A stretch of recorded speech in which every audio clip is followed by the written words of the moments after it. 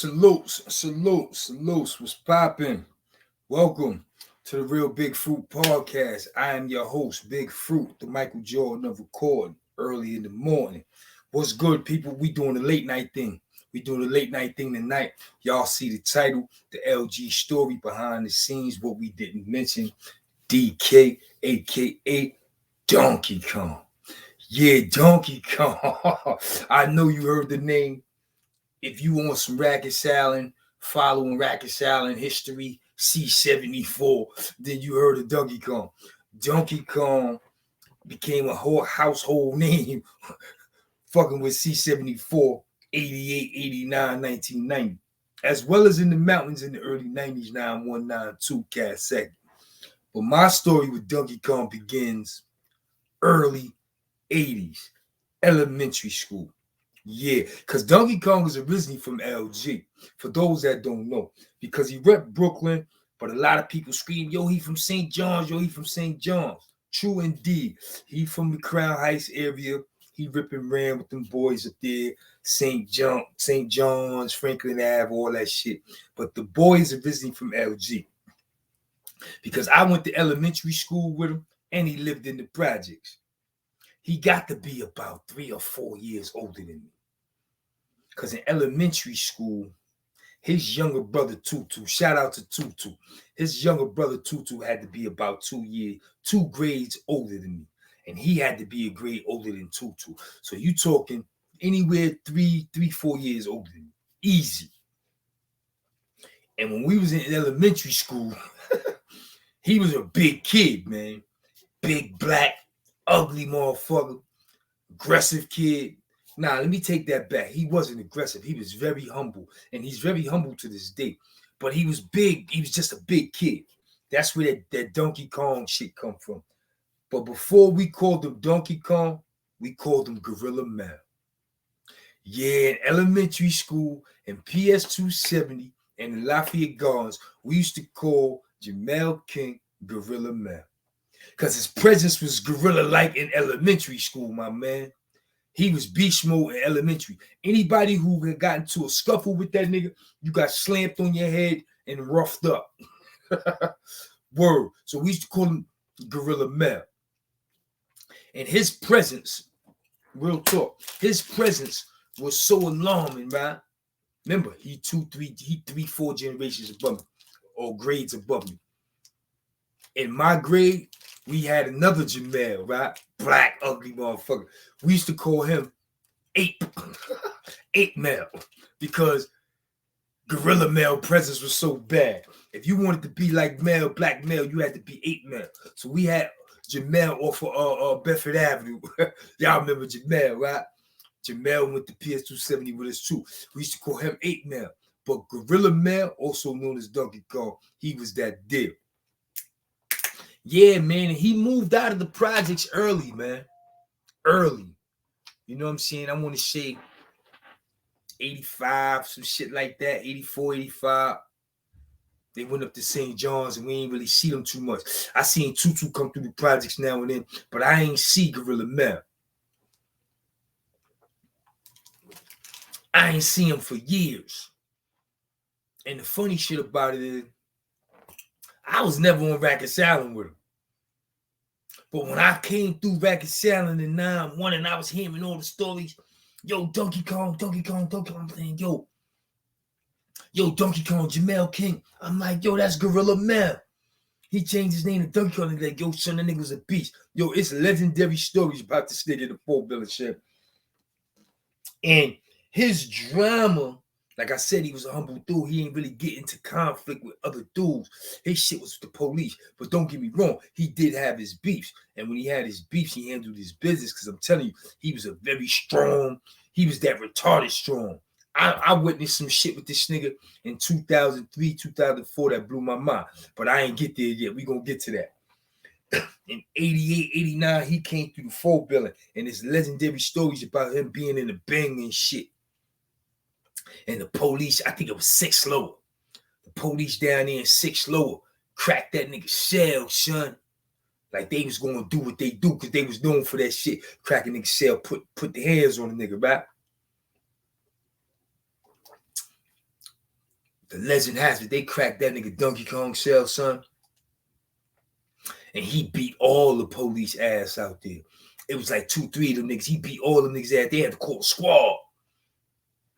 That big strong motherfucker got to rumbling with the squad. Like, yo, son, it's legendary shit about that nigga in the 4 billion, son. They respect that nigga handle in the 4 billion. Donkey Kong. If I'm not mistaken, that's when they start calling that nigga that shit. Donkey Kong. Throwing the police around like the barrels in the video game. Word to brother. That nigga Gorilla Bell.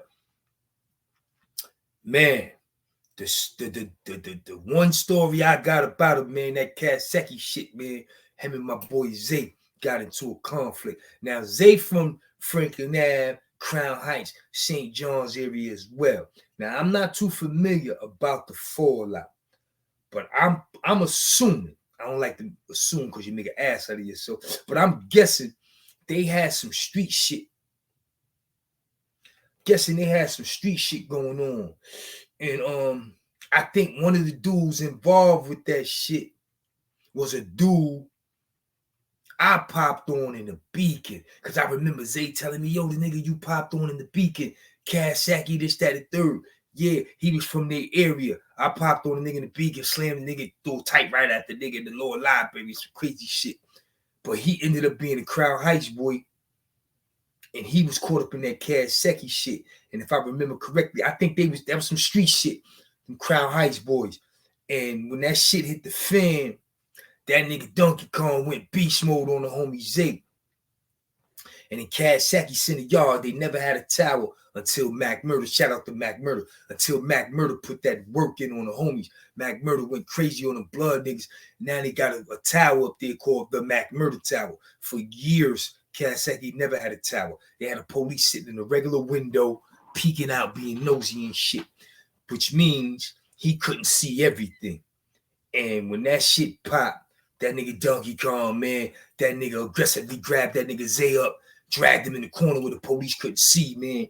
And the rumor has it, he got crazy with Zay in that corner, man. Word, he shook Zay up real bad, because you know Donkey Kong big motherfucker, man. And Zay was a little motherfucker. So a lot of Brooklyn niggas ain't really care for that beef. But like I said, that was some street shit with them Crown Heights niggas. So niggas had to mind their business. We let them niggas, that was some in-house shit with them niggas, man. But there, remember, I told you, Pito, the boy just came home. Pito, wild for the night, right? Pito Zay co-defendant, Crown Heights boy, that street shit. I think Donkey Kong did that shit to Zay in 9-2.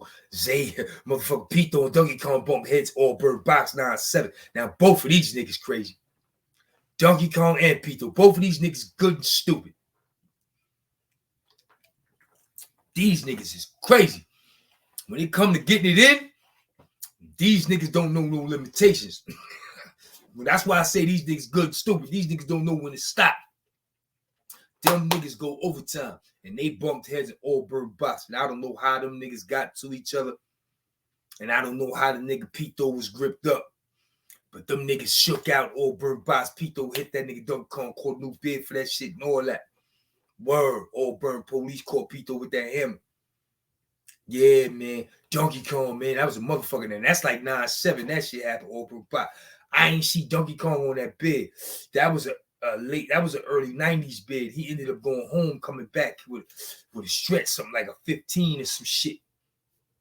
Or 20. And when he came back on the new one, he was in Sing Sing with me. 03, 04. I see the nigga in Sing Sing. Oh shit, yo, DK, yo, Donkey Kong, what up? Yo, Jamel King, what's poppin'? Because we go back. That nigga know Little Fruit. So we go back, we kicking in shit. Now, it's 2003. He on a new bid with a whole 15 to 20 ahead of him. Niggas in the spot don't know who the fuck he is. I'm laughing like a motherfucker. Son. They don't know this nigga Donkey Kong. They thinking he's some big stupid nigga. I'm like, nah, so that's that nigga Donkey Kong. And some stupid nigga on the gallery, some big dumb nigga, big young dumb nigga. He's about 6'4". He fucking with Donkey Kong. I don't know. He must have juggled some shit. He owed Donkey Kong some stamps, some shit. I don't know what the fuck he did. But he thought Donkey Kong was the one. Because like I told you, he humble, he quiet. And he won't give you the impression that he the nigga that will bounce you off the wall. He don't give you that impression. And I don't know what this nigga did, man. He flaked on Donkey Kong, man. We was walking down the gallery going to chow. Donkey Kong spun on that nigga, son, and he grabbed that nigga with one hand, son. One hand by his throat. Boom! Pin that nigga on the bars and lift that big nigga off his feet, son, with one hand. I was shocked and amazed. I said, oh shit, this nigga Donkey Kong crazy. Stronger than the motherfuckers. That's that retarded strip, son. I know he was wearing them police ass out in the 4 building when he was so much younger. Because, you know, we getting older, so he ain't that strong in 04. But I could imagine how strong that nigga was in 88. Rumbling with the police, the whole squad, going crazy. Yeah, that nigga Donkey Kong is a legend. He's a C74 legend. Listen, man, I'm telling you, man, this LG shit is crazy. It's so many legendary niggas come out them 7 buildings. 7 buildings. 4 corners, man. That's all. That's all we had. 7 buildings, 4 corners, man. Legendary. And Donkey Kong is a legendary C74 Brooklynite. And he come from LG, son. I know y'all Crown Heights boys want to claim him. St. John's love him. Y'all call him the homie, the Conrad, DK, Gorilla Man, all that good shit. But he's LG's own.